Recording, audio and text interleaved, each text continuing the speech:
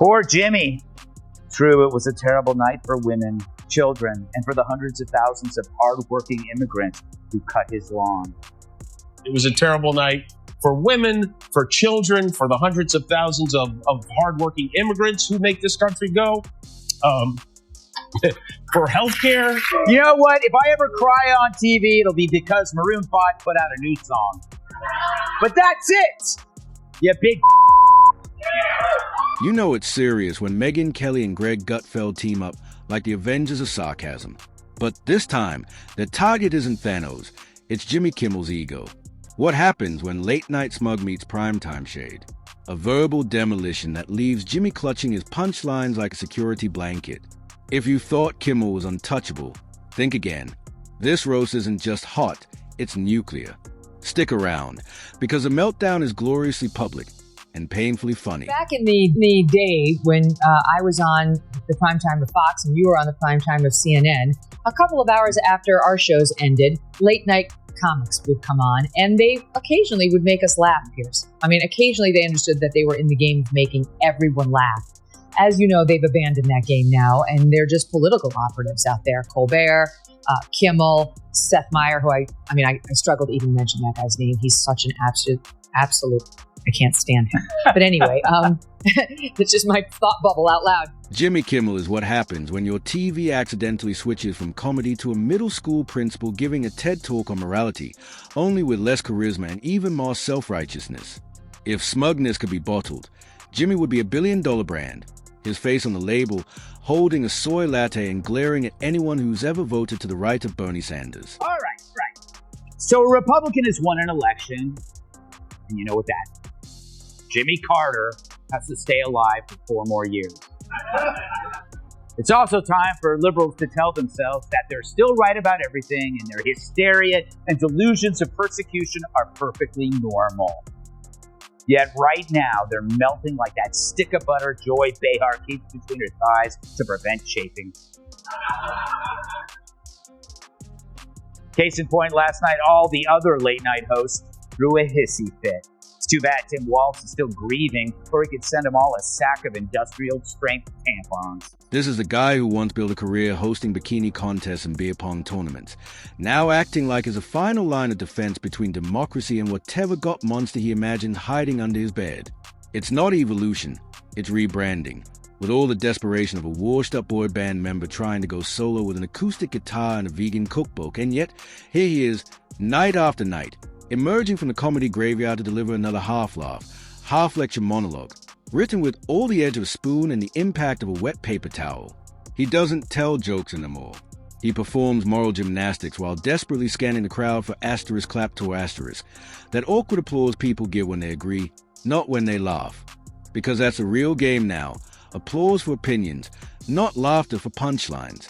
Jimmy Kimmel, the man who turned late night into a televised Tumblr post. We took a look at some of their reactions to the news of Trump's win. Look at this. Hey there. How are you doing? If you watch the show regularly, I'm guessing you're not doing great. Yeah, me neither. Let's be honest, it was a terrible night last night. It was a terrible night for women, for children, for the hundreds of thousands of hardworking immigrants who make this country go. For healthcare, for our climate. It was a terrible night for poor people, for our allies in Ukraine. Megyn Kelly and Greg Gutfeld didn't just call him out. They kicked open the door of his echo chamber, held up a mirror, and said, "Asterisk, this is what happens when your jokes are replaced by hashtags and your punchlines go through 3 rounds of HR sensitivity training." Asterisk is not satire anymore.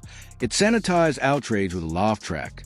Less funny man, more Facebook aunt with a studio budget. Late night host Jimmy Kimmel is back on the air after taking the summer off. He's missed a lot. Kimmel says if you're not vaccinated, you shouldn't get a hospital ICU bed. But I'm not sure if Jimmy was being sincere because he wasn't crying. Anyway, it's just funny hearing someone say, "I see you," who nobody actually sees. Look, I don't want to suggest that Kimmel's show has become boring and predictable, but last night during the taping, people in the studio audience were changing the channel. Greg Gutfeld, A man who can be funnier in 5 unscripted seconds than Jimmy Kimmel is in 5 written hours absolutely flattened him. And he didn't even have to aim high, because you don't need a ladder to reach someone who's already tripped over their own relevance. Watching Gutfeld dismantle Kimmel is like watching someone deflate an inflatable clown with a toothpick.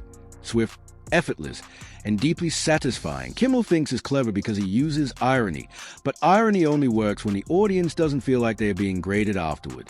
Every Kimmel segment feels like a group project where he did none of the work, but still insists on giving the final presentation, loudly, poorly, and with graphs that make no sense. Then there's Megyn Kelly, surgical in her takedown. No frills, no flinching. Just facts and a long overdue reality check, delivered with a kind of precision that made Kimmel look like he wandered onto the wrong soundstage. She didn't need to yell or rely on gimmicks. She simply reminded everyone that Jimmy Kimmel isn't brave, bold, or insightful. Is just an aging host trying to cosplay as the conscience of America, while cashing Disney checks and pretending to be anti-establishment from a set with lead flooring. You know how much it costs to produce Jimmy Kimmel's show? I guarantee you it's tens and tens of millions. It could be as much as 100. I have no idea. You know how much Tucker's video cost? Nothing. You know how much Jimmy Kimmel, how many people he gets tuning in on an average night? Just last week, his average was, in the overall, meaning all viewers, 1.5 million. In the key demo, 236,000.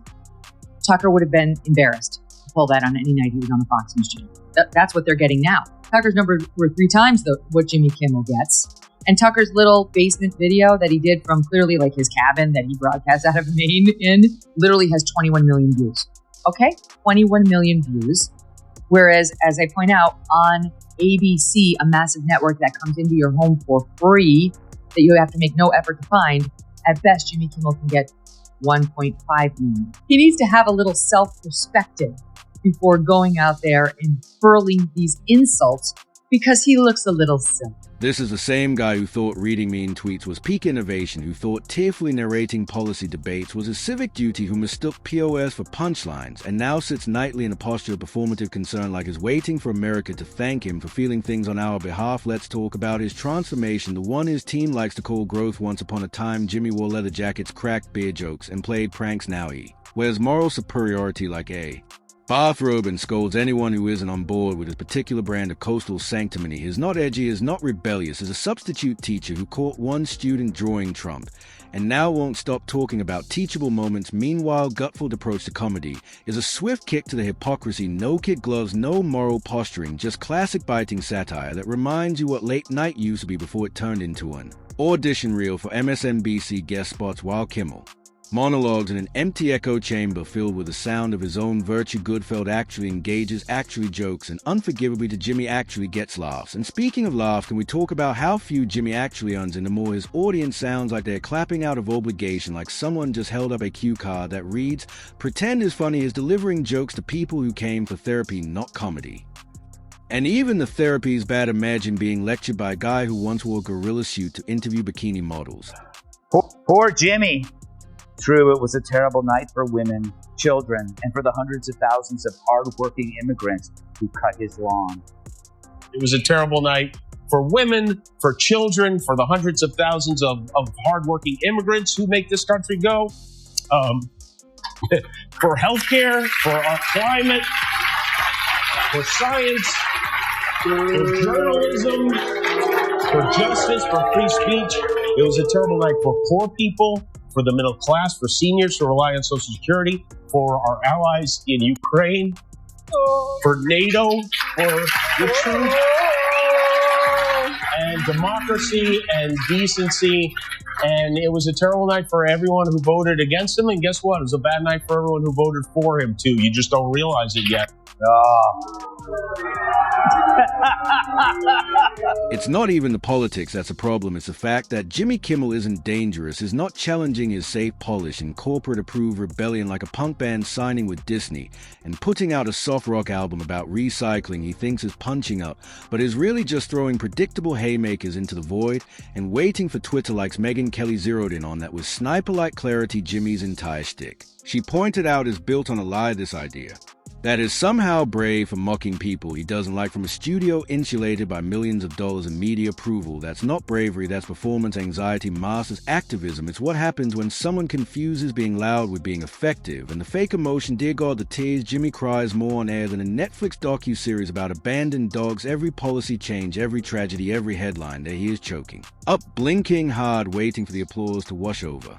His carefully choreographed vulnerability, you could set your watch by it. The man's tear ducts have a PR agent.